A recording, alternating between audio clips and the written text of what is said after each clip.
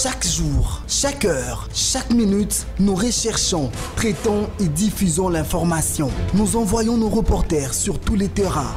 Nous exploitons tous les thèmes, politique, économie, société, sport. Des journalistes professionnels et engagés prêts à vous informer sans passion.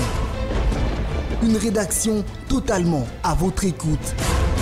Contactez-nous au 081 990 45 82. À l'ère où les fake news pilulent sur les réseaux sociaux, Kin24 reste la meilleure adresse pour avoir la bonne et la vraie information.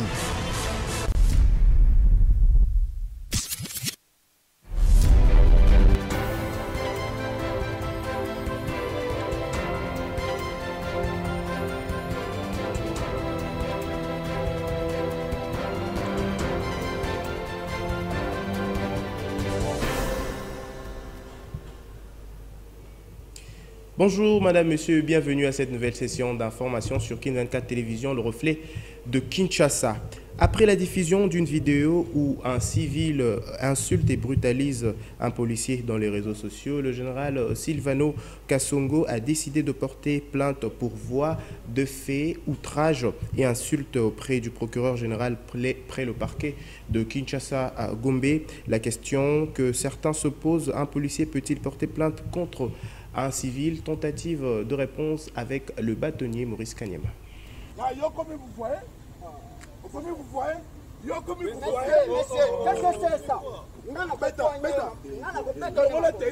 C'est cette vidéo où l'on voit deux policiers être insultés et brutalisés qui a poussé le commissaire divisionnaire adjoint de la ville de Kinshasa à porter plainte pour voie de fait, outrage et insulte auprès du procureur général près le parquet de Kinshasa-Gombe. Le bâtonnier Maurice Kanyama explique qu'en tant que personne morale, la police peut saisir une juridiction compétente en cas d'outrage. Non, la police peut porter plainte. Elle peut porter plainte dans la mesure où c'est une personne morale. La police est dans l'exercice de ses fonctions normales, de pouvoir régler la vie, que ce soit la protection des biens et des personnes. La police a cette mission noble. Donc, il ne revient pas à une personne, quelle qu'elle soit, de pouvoir outrager la police.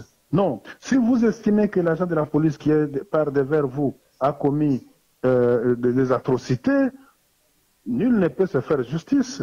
On ne peut que porter ce comportement-là devant la police ou devant le ministère public pour être réprimé, n'est-ce pas, pour appréciation. Et si le commandant de la ville en matière de police, Silvano Kasongo, a pu dire que ces injures accablantes doivent être portées devant le ministère public, c'est à bon droit qu'il peut le faire. Il en a la compétence, il en a la qualité. Ce bâtonnier appelle le Congolais au respect des agents de l'ordre qui jouent un rôle très important dans la société. Les idées de Martin Fayoulou confirment qu'il va porter plainte contre la police congolaise ce jeudi 29 avril à l'auditorat militaire, en croire Devos Kitoko, secrétaire général de ce parti. Les militants de l'ESID ont été non seulement victimes d'une répression sanglante lors de la dernière marche pacifique, mais également visités par quelques éléments de la police qui ont détruit le siège national de l'ESID. Suivez.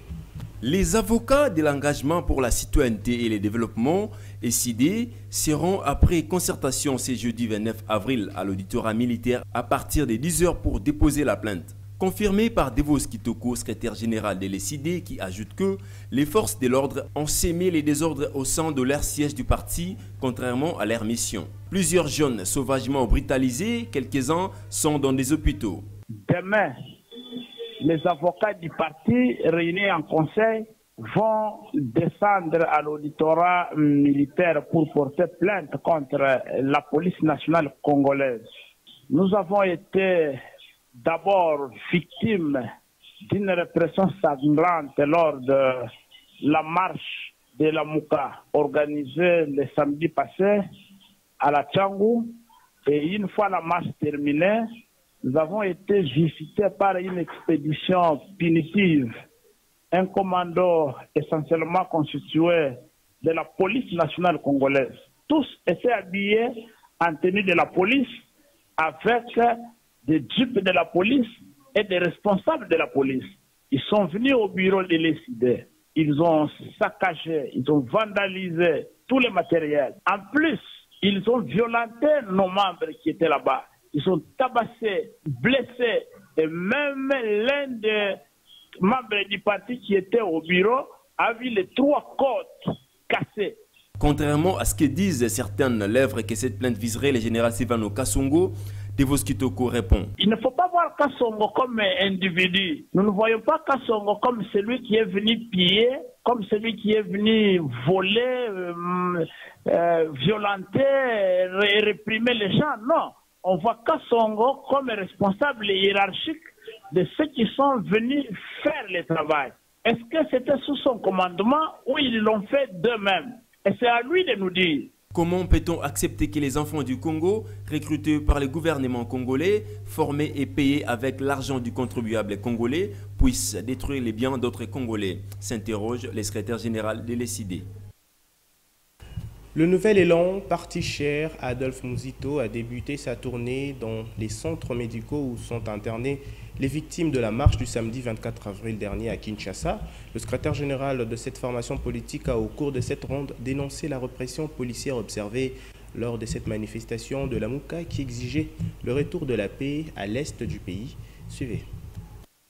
C'est à la tombée de la nuit du lundi que le secrétaire général de Nouvel Élan, parti cher à Adolphe Muzito, commence sa tournée par le pont Matete à l'hôpital Akram, où a été interné un manifestant qui a vu son œil endommagé par des coups de balle en plastique. Je condamne avec la dernière énergie la barbarie qu'a en tout cas caractérisé la marche de solidarité que les leaders de la MOCA avaient appelée le 24 avril dernier, assister notre compatriote qui a eu le choc au niveau de l'œil parce que les partenaires de Nouvel Élan qui sont à la diaspora ont donner leur contribution pour que nous puissions subvenir, nous puissions accompagner les compatriotes qui ont reçu ces chocs-là. Dans la matinée du mardi, cap vers Massina, où une autre victime se retrouvait avec une jambe fracturée suite aux nombreux coups de crosse reçus de la part des hommes en uniforme. Babetakinga matraque électrique dans le colo à droite. Nakoyaki balandinga babetinga sous arme simanango na lokolo ya droite et puis nazwaki choc. En voulant escalader un mur dans sa fuite, cet habitant de Makala s'est également fracturé un membre inférieur. La ronde du secrétaire général de Nouvel Élan s'achève à Kingasani Pascal, choqué par la violente répression réservée aux manifestants. Les cadres de Nouvel Élan de la diaspora ont pris l'engagement de venir en aide aux victimes. Daniel Asselo Okito, nouveau vice-premier ministre de l'Intérieur, a officiellement pris ses fonctions le mardi 28 avril après la cérémonie de remise et reprise avec Gilbert Kankonde. Le nouveau vice-premier ministre a promis de faire de la situation sécuritaire de l'Est sa priorité. Achaïssa Jérémy Malembe. C'est dans un climat de sérénité que Gilbert Kankonde a cédé les bâtons de commandement à Daniel Asselo Okito. Le VPM sortant a remercié le chef de l'État pour les choix portés sur Daniel Asselo. Parce que dans les tout premiers gouvernements que ce parti a eu à animer en tant que parti victorieux d'une élection, le président de la République, son Excellence Félix-Antoine Tshisekedi, m'a donné cette charge d'occuper ce ministère, qui est un des grands ministères régaliens par essence. J'ai la chance de vous dire que c'était un jour de passation de flambeau. Le nouveau vice-premier ministre, ministre de l'Intérieur, a lui promis d'axer son mandat sur la situation d'insécurité qui sévit à l'est du pays. Le ministre sortant d'abord, il a remercié le chef de l'État et de choisir encore la personne de l'IDPS et son regroupement politique. Et puis il a remercié son jeune frère, l'excellence Asselo Okito, et il lui a donné les chances. Le ministre est entrant. Il a fait montrer à l'Assemblée que d'être cadre du parti n'est pas un privilège, c'est une charge. Il a promis surtout beaucoup plus la sécurité au niveau de l'Est de notre pays et bien restructurer la police pour pour essayer un peu d'éradiquer quelques papillons. Daniel Asselo va également s'impliquer personnellement pour que l'identification des Congolais vivant au pays et ceux de l'étranger devienne une réalité. Même exercice au ministère de la formation professionnelle, arts et métiers, le mercredi. Antoinette Kipoulou, ministre entrant, promet de donner à la RDC la classe moyenne qu'elle a toujours espérée. Kadimboma, Christian Matelo cette fois-ci. Après l'investiture du gouvernement, l'heure est aux cérémonies de remise et reprise. C'était le cas au ministère de la formation professionnelle, arts et métiers. Antoinette Kipoulou, ministre entrant, a promis de créer une classe moyenne en RDC. J'ai remercié son Excellence, Monsieur le Premier ministre, chef du gouvernement, pour avoir porté son choix sur ma modeste personne et j'ai promis de défendre l'action gouvernementale 2021-2020 dans les secteurs de la formation professionnelle et métier. Je remercie également son Excellence, Monsieur le ministre John Tumba, ici présent, auprès de qui je viendrai toujours me ressourcer, échanger et recevoir de lui des sages conseils. Je remercie également les personnels ici présents, Madame la secrétaire générale, Monsieur l'inspecteur général, tous les directeurs et tous les agents et cadres.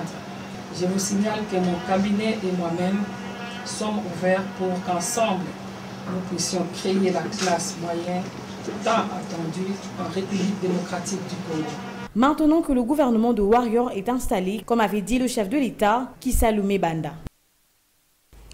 Juste après la remise et reprise au ministère des Infrastructures et Travaux Publics, le nouveau ministre des ITP, Alexis Gisaro, a reçu en audience le ministre provincial des Infrastructures de la province du Haut-Katanga, Miguel Katamb Kachal. Au menu de leur entretien, les questions des infrastructures de cette province, Nathalie Dembasuka et Alima Sidjabel. Il est venu apporter son soutien au nouveau ministre des Infrastructures et Travaux Publics. Lui, c'est Miguel Katamb Kachal, le ministre provincial des Infrastructures de la province du Haut-Katanga. Représentant personnel du gouverneur de cette province, Jacques Kiaboula, Miguel Katamb a, juste après la cérémonie de remise-reprise au ministère des ITP, échangé avec le nouveau patron des infrastructures de la RDC, Alexis Gisaro. Les discussions ont tourné autour des questions liées au développement de la province du Haut-Katanga par les infrastructures. Nous avons échangé sur la province du Haut-Katanga et en tout cas je ressors très satisfait parce que le ministre a vraiment assuré l'accompagnement du Haut-Katanga sur le plan des infrastructures. Vous savez qu'aujourd'hui, le gouverneur Jacques Kaboula a fait du Haut-Katanga une province pilote sur le plan des infrastructures en République démocratique du Congo. Et sur ce, nous avons du soutien et de l'accompagnement du gouvernement central. Le ministre nous a rassurés et nous sommes très satisfaisantes. Et nous remercions son Excellence, Monsieur le Président de la République, chef de l'État, qui ne cesse de toujours chercher des mieux à faire afin de pouvoir développer la République démocratique du Congo. Le ministre provincial des infrastructures est rentré satisfait des échanges fructueux avec le patron des ITP, Alexis Gisaro, qui a d'ailleurs promis son accompagnement aux actions qu'entreprend le gouverneur du Haut-Katanga, Jacques Kiaboula, en termes d'infrastructures. Et de son côté, Moderon Timba a officiellement pris les commandes du ministère de Tourisme le mercredi 28 avril 2021. C'était à l'issue de la cérémonie de remise et reprise entre ce cadre de l'Alliance pour la transformation intégrale du Congo et le ministre sortant Yves Bonkoulou. Magloire Fumambola nous en parle. À l'occasion de la cérémonie des remises et reprises, le nouveau patron du tourisme a tenu à remercier le chef de l'État et le Premier ministre pour la confiance placée à sa personne. Je tenais à remercier le chef de l'État, sans oublier que je suis croyant les bons dieux, à mon chef du gouvernement, Samuel Kondi, de la confiance qu'ils m'ont fait pour me placer à la tête de ces ministères. Lorsqu'on arrive, on ne parle pas beaucoup, parce qu'on ne sait pas ce qu'on va trouver comme difficulté et facilité, bien sûr. Nous nous contentons de suivre les lignes directives qui sont dans le programme du gouvernement, qui est au fait la Bible du gouvernement, qui va guider nos pas en rajoutant notre touche personnelle. Nous espérons, comme vous l'avez dit, d'apporter une nouvelle touche et de rehausser ces ministères à son rang normal. Juste après leur échange, les deux ministres ont procédé à la passation symbolique du pouvoir en présence du membre du cabinet du ministre sortant et quelques députés nationaux présents à cette cérémonie. Avant de clôturer la cérémonie, Modero Simba a rassuré son prédécesseur de recourir à son expertise en cas de nécessité. Et par cette photo de famille, que cette activité s'est clôturée. La tombola Loya a été clôturée et les gagnants de cette marque ont reçu 100 cartons de Loya. Ceci intervient au bout de 3 mois de tombola. Objectif, booster le commerce des revendeurs. C'était devant les inspecteurs de sport et loisirs et un officier de justice. Nadia Koulanfouka, Alama Vudi pour le reste. Au bout de 3 mois de participation à la tombola, Matissa Capital Nayo entendait fructifie ton capital, qui est une opportunité d'affaires pour tous les commerçants qui vendent ces produits laitiers, Loya, à connaître une floraison dans leurs activités commerciales. Chose promise, chose due. Les bénéficiaires qui ont souscrit à la dite tombola ont été récompensés avec les 25 cartons de Loya. Kalikile ya 1.25 esili po na ngai ezamba na ngai liboso na beta na banoni mateke no eza solo bando mona ngolukuta na sengi na ba commerçant nyonso oyo balingaka kosala commerce na bango basomba produit Loya po yango nde esala ke ngana za lelo gagnant plus de $1000 donc ezebele po na nga commerçant na baneko mona ngo liboso lokola ndoto mais lelo na mona eza réalité 1000 kiloya béton. Bakanga mana Loya. Po yango ndemte sala biso, yango ndemte matisi biso capital pour na confinement. To nyo kwa maki to lingai to kufa. Mais na surprise o Loya salingai. En tout cas Loya merci. Conseil na opesa na ba commerçant ba lembate ba za makasi ya ko continuer ko yikampiko. Avec ces lots de marchandises gagnés, les vendeurs de Loya ont trouvé ici un bon moyen de croire davantage au lait Loya. Et Loya Forvita est un bon lait entier en poudre enrichi en vitamines et minéraux essentiels. C'est la fin de ce journal réalisé par Dadi Gampi. Au son, Thomas Mwanzaï derrière la caméra. Fontaine Kombi, madame, monsieur, merci de nous avoir suivis. L'actualité reste en continu sur le reflet de Kinshasa.